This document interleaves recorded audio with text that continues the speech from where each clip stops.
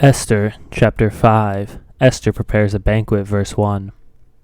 On the third day Esther put on her royal robes and stood in the inner court of the king's palace, in front of the king's quarters, while the king was sitting on his royal throne inside the throne room opposite the entrance to the palace.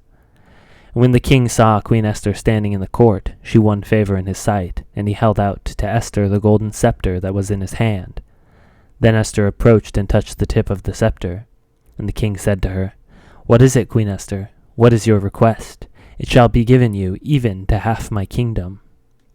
Esther said, "If it pleases the king, let the king and Haman come today to a feast that I have prepared for the king." Then the king said, "Bring Haman quickly, so that we may do as Esther has asked." So the king and Haman came to the feast that Esther had prepared. And as they were drinking wine after the feast, the king said to Esther, "What is your wish? It shall be granted to you. And what is your request? Even to the half of my kingdom it shall be fulfilled."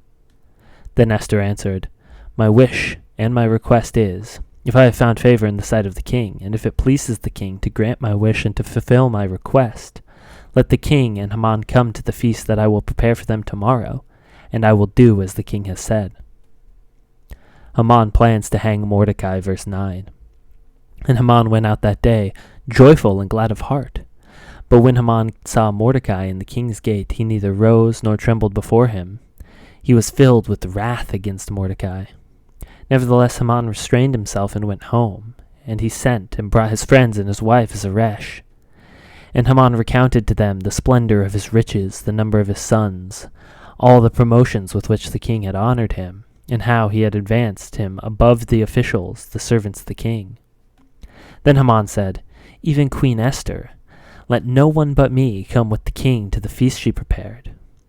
And tomorrow also I am invited by her together with the king.